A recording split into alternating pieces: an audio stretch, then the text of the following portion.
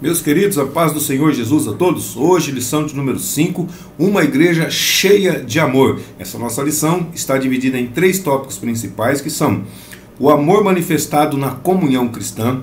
Segundo, o amor como manifestação da graça. Terceiro, a manifestação do amor na solidariedade cristã. Nosso texto áureo se encontra em Atos capítulo 4, versículo 32, que diz: E era o coração e a alma da multidão dos que criam, e ninguém dizia que coisa alguma do que possuía era sua própria, mas todas as coisas lhes eram comuns. A verdade prática diz que o amor é o elo que mantém a unidade da igreja local. Sem o amor não existe relacionamento cristão saudável. Na verdade, sem amor não existe relacionamento saudável nenhum. A palavra-chave então aqui é amor. Primeiro tópico, manifestando o amor manifestado na comunhão cristã. Primeiro subtópico, o crescimento da igreja cristã. Nós temos mais outros 2 subtópicos, e o segundo é os desafios do crescimento. Porque quando tem o crescimento, depois vem os desafios também, né? Porque quando você está num determinado número, você tem alguns desafios. Quando o número aumenta, os desafios também aumentam. Então, os desafios do crescimento, e depois vem no terceiro subtópico, a vida interior. O primeiro subtópico, o crescimento da igreja cristã, vai falar que nesse ponto aqui em Atos capítulo 4 e o versículo 32 vai dizer assim, que Lucas ele se refere à igreja como a multidão dos que criam. Então essa expressão, multidão dos que criam, ela pode ser entendida com o sentido de um grande número, uma assembleia, uma reunião. Então a igreja que havia começado com aproximadamente 120 discípulos, vamos arredondar o número, tá? 120 discípulos quando a igreja começou, quando desceu o Espírito Santo lá no Pentecostes, eram aproximadamente 120 pessoas. Então agora ela já é uma grande multidão. Então uma igreja pequena, ela possui a mesma natureza e a mesma essência da igreja grande. Então a natureza e a essência ela não pode ser perdida. Se for pequena, se for grande, não importa, tem que manter a natureza e tem que manter a essência. Então assim como uma igreja grande, uma pequena também enfrenta seus problemas. A igreja pequena tem problema, a igreja grande também tem problema. Os problemas são diferentes, pode até ser diferentes, mas todas elas têm problemas. Contudo, os problemas de uma grande são maiores em proporção em relação a uma pequena. Por quê? Porque onde tem pessoas, tem problemas. E quanto mais pessoas, mais problemas. É assim que funciona. O segundo subtópico fala sobre os desafios do crescimento. Então, cresceu. Agora tem novos desafios a serem enfrentados. Então, nós vemos que a igreja em Jerusalém, ela cresceu em escala geométrica. Atos capítulo 6, versículo 7. E crescia a palavra de Deus. E em Jerusalém se multiplicava muito o número dos discípulos. E grande parte dos sacerdotes obedecia à fé. Ele faz questão de dizer, os discípulos aqueles se multiplicavam conforme a palavra de Deus ia sendo pregada. As pessoas iam recebendo a Cristo, então os discípulos iam se multiplicando. E ele faz questão de dizer que grande parte dos sacerdotes também obedecia à fé. Também se tornavam discípulos do nosso Senhor Jesus Cristo. Então a igreja, ela se multiplicava e também com isso os desafios eram maiores. Como essa igreja, que até pouco tempo não passava de um pequeno... Aliás, é uma pergunta aqui, né? Como que essa igreja, que até pouco tempo não passava de um pequeno número, ela iria se comportar com o novo formato adquirido? Como que ela ia se comportar? Era pequenininha, agora cresceu de forma exponencial. Numa palavra só, Pedro pregando, quase que eu não saio aqui, Pedro pregando, já foram 3.000, numa segunda mensagem de Pedro, quase 5.000, então a igreja ela cresceu de maneira exponencial. Ela manteria a unidade no meio da complexidade? Então somente o amor poderia manter o elo fraterno entre os crentes, somente através do amor, porque as dificuldades iriam aumentar? Sim, mas se mantivesse o amor, com toda certeza os problemas poderiam ser resolvidos. Então de fato, Paulo ele vai dizer que o amor de Deus foi derramado nos corações dos crentes através de quem? Através do Espírito Santo de Deus, está lá em Romanos 5, capítulo 5, versículo 5. Também quando Paulo escreveu aos Colossenses, ele disse que o amor é o que? É o vínculo da perfeição, está lá em Colossenses capítulo 3, versículo de número 14. Então somente através do amor cristão a igreja pode manter-se unida. Então quando a igreja, olha só, quando a igreja ela começa a se fragmentar, quando a igreja começa a se dividir ao invés de multiplicar, isso significa que o egoísmo ele tomou o lugar do amor em algum ponto. Em algum ponto o amor foi perdido e o egoísmo tomou parte. Por quê? Porque daí começa a divisão, começa a fragmentação, começa os burburinhos, começa os problemas, começa os grupinhos. Aí é por quê? Porque o amor se perdeu em algum ponto e o egoísmo tomou o lugar do amor. O terceiro subtópico também não está saindo hoje, né? O terceiro subtópico fala sobre a vida interior. Então, a expressão, olha só, lá do nosso texto áureo de Atos 4:32, a expressão era o coração e a alma. Mostra o que? Ele mostra que mostra a igreja na sua essência, revelando o que? A sua união interna. Então, a mudança interior agora ela vai se mostrar no exterior, não é isso? Então, o Espírito Santo ele capacitou poderosamente os cristãos para cumprir a missão fora da igreja para a tarefa do evangelismo. Está lá em Atos capítulo 1, versículo 8, que vai dizer assim: mas recebereis o poder do Espírito Santo, que há de vir sobre vós, e ser-me-eis testemunha. Então, primeiro era para guardar em Jerusalém, até que do alto fosse revestido de poder. Agora, aqui, é o que ele está dizendo: mas recebereis poder do Espírito Santo, que há de vir sobre vós. E aí sim vocês, depois que vocês receberem esse poder, aí sim vocês serão minhas testemunhas, tanto em Jerusalém, como em toda a Judéia, Samaria e até aos confins da terra. É isso que ele quer dizer. Então, Atos capítulo 4, versículos 31 e o versículo 33 também diz assim, e, tendo orado, moveu-se o lugar em que estavam reunidos, e todos foram cheios do Espírito Santo e anunciavam com ousadia a palavra de Deus. 33. E os apóstolos davam com grande poder testemunho da ressurreição do Senhor Jesus. E em todos, não é em alguns não, em todos eles havia abundante graça. Atos capítulo 8, versículo 6 e o 7 vai dizer assim também: e as multidões unanimemente prestavam atenção ao que Filipe dizia. Olha só, Filipe era um dos diáconos, não era? Então, o que ele estava pregando às pessoas, as multidões, está falando de multidão aqui, as multidões, está no plural ainda, não é uma multidão, são multidões. As multidões unanimemente prestavam atenção ao que Filipe dizia.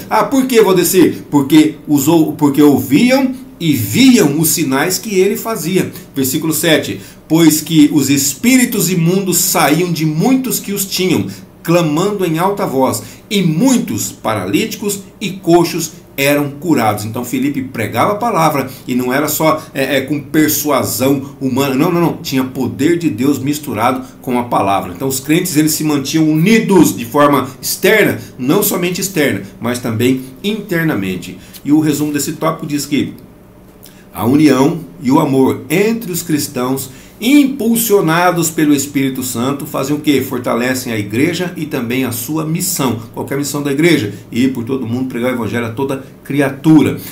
Então, quando uma igreja ela se fragmenta e se divide, isso significa que o egoísmo tomou o lugar do amor. Aí entra o segundo tópico, que fala sobre o amor como manifestação da graça.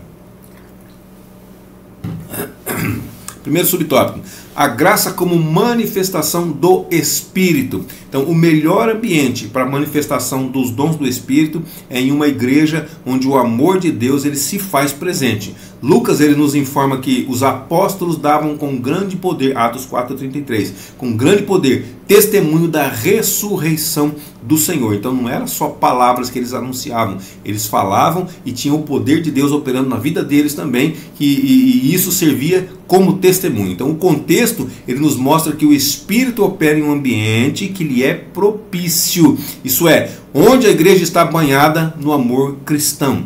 Muitos eles podem cair na tentação de achar que o segredo para ter uma igreja imersa no Espírito, onde os dons espirituais se manifestam com regularidade, com intensidade, tem a ver com cumprir determinadas regras e normas estabelecidas. Regras, elas são importantes e não podemos conviver sem elas. Contudo, o Espírito opera num ambiente onde tem comunhão, comunhão entre os irmãos. Às vezes nós podemos quebrar a comunhão com os outros, achando que não tem importância, mas Jesus ensina que para ser perdoado por Deus, nós devemos perdoar sinceramente todos os nossos irmãos. e também a todos aqueles que pecarem contra nós, não é somente os nossos irmãos, não. Mateus 6,15 vai dizer assim: se porém não perdoardes aos homens as suas ofensas, também vosso Pai não vos perdoará as vossas ofensas. Quer dizer que para eu ser perdoado, eu preciso perdoar? É exatamente isso que está escrito, e não sou eu que estou dizendo, é a palavra de Deus. Mateus 18,35 vai dizer assim também: assim vos fará também meu Pai Celestial, se do coração não perdoardes cada um a seu irmão as suas ofensas. Assim vai falar como? Não vai perdoar. Se nós não perdoarmos, nós não seremos perdoados. Qualquer ensino contrário a isso é o quê? É falso. O segundo subtópico fala sobre a graça como favor imerecido. Na verdade, a tradução de graça é exatamente isso: favor imerecido. Deus me dá aquilo que eu não mereço. E ainda há um outro aspecto da graça de Deus revelada nesse texto, Atos 4,33. E em todos eles havia abundante graça. Então isso significa que a graça de Deus ela estava manifestada tanto nos apóstolos, como também em toda a igreja de um modo geral. Não era só num grupo específico de pessoas, não, era no geral, toda a igreja era cheia da graça do Senhor. Então esse texto ele não está deslocado, ele não está perdido, não entrou aí por acaso, ele foi posto aqui com o propósito de mostrar a razão, o motivo daquele contagiante ambiente cristão. Então a graça de Deus, ela gerou entre os crentes um sentimento de gratidão. Tem que ser agradecido. Por quê? Por terem sido sem merecimento algum, capacitados por Deus para viverem uma vida abundante. Então isso se torna um padrão em todas as demais igrejas do Novo Testamento. 1 aos Tessalonicenses, capítulo 4, versículo 9. Quanto, porém, ao amor fraternal, não necessitais de que vos escreva, visto que vós mesmos estáis instruídos por Deus, que vos ameis uns aos outros. Então isso faz parte, amar um ao outro faz parte da nossa convivência, da nossa vida cristã, do nosso cotidiano. Então nós vemos, por exemplo, esse sentimento de gratidão como uma resposta à graça de Deus na pessoa do apóstolo Paulo, 1 Coríntios capítulo 15, versículo 10. Mas, pela graça de Deus, sou o que sou, e se a sua graça para comigo não foi vã, antes trabalhei muito mais do que todos eles. Todavia, não eu, mas a graça de Deus que está comigo. Então, somente a graça gera tamanho sentimento de gratidão. Se nós não somos gratos, é porque a graça não gerou isso em nós. É porque a graça pode ser que não esteja presente nas nossas vidas. Porque se ela estiver presente, o sentimento de gratidão vai ser muito grande na nossa vida. O resumo desse tópico diz que a graça de Deus, ela se revela no amor cristão, capacitando os crentes ao quê? A viverem equilibradamente entre a comunhão e a prática dos dons espirituais. Então eu tenho comunhão com meu irmão, eu pratico os dons espirituais, porque eles não cessaram. Tem pessoas que são cessacionistas, elas acreditam que os dons espirituais foram somente para essa época aqui dos versículos que nós estamos lendo, lá do livro de Atos, no período dos apóstolos. Então eles acreditam que os dons eram para essa época, para esse período específico, a atuação do Espírito Santo no que diz respeito aos dons era somente para esse período. Nós, pelo contrário, acreditamos que os dons ainda estão presentes juntamente conosco até a atualidade e vão ficar aqui até a retirada do Espírito Santo, que na verdade vai sair juntamente com a igreja. Então é assim que nós cremos, é assim que nós professamos, é assim que nós agimos, é assim que nós vivemos. O terceiro tópico fala sobre a manifestação do amor na solidariedade cristã. Primeiro subtópico, a busca pela equidade. Lembrando que equidade é diferente de igualdade. Era para eu ter trazido uma imagem aqui, acabei esquecendo. Mas olha só, vamos lá. Equidade, segundo o dicionário da língua portuguesa, segundo o Aurélio, diz assim: disposição de reconhecer igualmente o direito de cada um. Então todos têm direitos iguais, todos têm direitos. Diferentemente da igualdade, a equidade ela não enxerga as pessoas como sendo todas iguais. Olha só, equidade não vê que as pessoas são todas iguais. Mas o que é equidade? Novamente, disposição de reconhecer igualmente o direito de cada um. Não reconhecer que todos são iguais, mas reconhecer o direito de cada um, reconhecer igualmente o direito de cada um. Então, diferentemente da igualdade, a equidade não enxerga as pessoas como sendo todas iguais. As pessoas não são iguais, as pessoas são diferentes. Por isso, ela busca formas de ajustar o desequilíbrio entre elas. Então, equidade é ajustar o desequilíbrio entre as pessoas. O desenho que eu falei para vocês, que eu gostaria de mostrar, é uma pessoa tentando ver na cerca. Uma pessoa que é alta, ela consegue ver por cima da cerca, ela visualiza dessa forma. Aí tem uma pessoa média e uma pessoa baixa, e tem 3 caixas. Na igualdade, você distribuiria uma caixa para cada pessoa. Isso é igualdade. Só que esse aqui não precisa. Esse aqui vai precisar de uma. Só que esse aqui com uma ele não consegue enxergar devido ao seu tamanho. Então, o que seria a equidade? A equidade seria nivelar todos para que todos conseguissem ver através da cerca, fazendo o quê? Esse aqui não precisa? Então não tem por que receber. Esse aqui precisa de uma, vai receber uma. São 3 caixas, não são? Esse aqui precisa de 2 para poder nivelar. Todos eles foram nivelados. Isso é equidade. Então é diferente de igualdade. Igualdade daria uma caixa para cada um. Nesse caso foi um não recebeu nada, um recebeu uma e o outro recebeu 2. Então isso é equidade. Então em Jerusalém não havia nivelamento social, nem todos possuíam as mesmas condições. E é óbvio, não só em Jerusalém, como em qualquer lugar do mundo, é dessa maneira que funciona. Havia pessoas mais abastadas e também havia os pobres, né? Claro, esses geralmente em maior número. Claro também que é natural, inclusive na nossa sociedade atual. Logo, a igreja demonstrou ser sensível a essa realidade, procurando tratar dessa situação, sendo solidária com a situação de quem? Dos mais favorecidos, mais abastados? Não, dos menos favorecidos. Atos capítulo 4, versículo 34.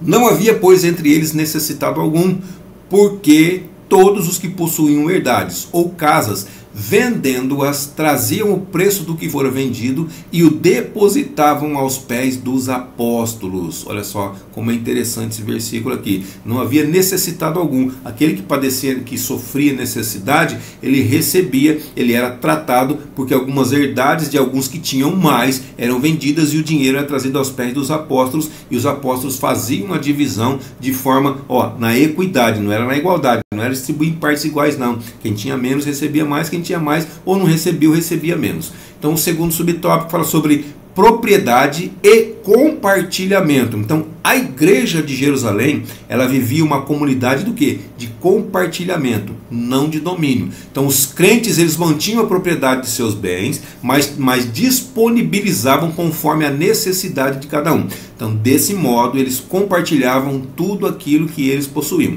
Nós podemos observar isso com Maria, a mãe de João Marcos. Ela também pertencia à igreja de Jerusalém, e em vez de vender a sua casa, ela colocou a casa dela a serviço da igreja, transformando a casa dela numa casa de oração, no local onde a igreja se reunia. Atos capítulo 12, versículo 12. E, considerando ele nisto, foi à casa de Maria, mãe de João aqui é o João Marcos, tá? Que tinha por sobrenome Marcos, o próprio versículo já está dizendo, né? Onde muitos estavam reunidos e oravam. Então a casa dela estava disponível para que a igreja utilizasse, para ser uma igreja, no caso, um local de reunião dos irmãos. Então a prática da generosidade, ela pode mudar de acordo com o tempo, de acordo com o lugar e também de acordo com as circunstâncias. Contudo, o princípio que governa ela permanece o mesmo. Nós podemos e nós devemos fazer o bem a quem necessita, a quem mais precisa. O terceiro subtópico fala sobre um exemplo de voluntariedade. Então Lucas ele destaca, Atos 4, 34, os que possuíam herdades ou casas, vendendo-as, traziam o preço do que fora vendido e o depositavam aos pés dos apóstolos. Então nada aqui foi feito de forma obrigatória. Ninguém obrigou, ninguém ficou pedindo, ninguém ficou insistindo, ninguém ficou falando, não foi feito não foi feito de forma obrigatória. Ninguém contribuiu porque foi constrangido a fazer isso aqui. Havia uma voluntariedade nos crentes de ajudar uns aos outros. Havia também uma consciência de pertencimento e por isso ninguém desejava ver o outro excluído. E isso era a manifestação do grande amor de Deus derramado no coração daqueles crentes. Então o resumo desse tópico diz que o amor ele se expressa na prática da solidariedade, onde os cristãos cuidam dos necessitados e buscam equidade na comunidade, ou seja, equiparar para que todos sejam nivelados. Então, para ser nivelado, alguns já passaram do nível, esses é o que vão mais contribuir para que eles cheguem ao nível, Aqueles que não chegaram no nível vão receber para que eles cheguem no nível. Aqueles que não têm absolutamente nada vão receber um pouco mais para que cheguem no nível também, para que se nivelem. Isso é equidade. E a conclusão da nossa lição diz que o amor de Deus derramado nos corações da primeira igreja, mobilizou os crentes a socorrer os mais necessitados. Simplesmente o amor de Deus foi derramado e automaticamente as pessoas se compungiram, elas sentiram o desejo de cuidar dos demais, então elas realmente amaram o seu próximo como elas mesmas. Então isso aconteceu de forma obrigatória? Não, isso aconteceu de forma voluntária, quando cada um, de acordo com suas posses, se prontificava a dar aquilo que lhe pertencia e trazer o preço aos pés dos apóstolos. Não há igreja cristã verdadeira sem essa identificação um com vou dizer, então eu sou obrigado. Não, você não é obrigado, você faz de forma voluntária. Se o amor de Deus foi derramado no seu coração, se você sentiu o desejo de fazer, faça com liberalidade, faça realmente com amor. Então o amor que você recebeu é o amor que você vai doar também. Então o verdadeiro amor, ele se realiza no atendimento da necessidade do próximo.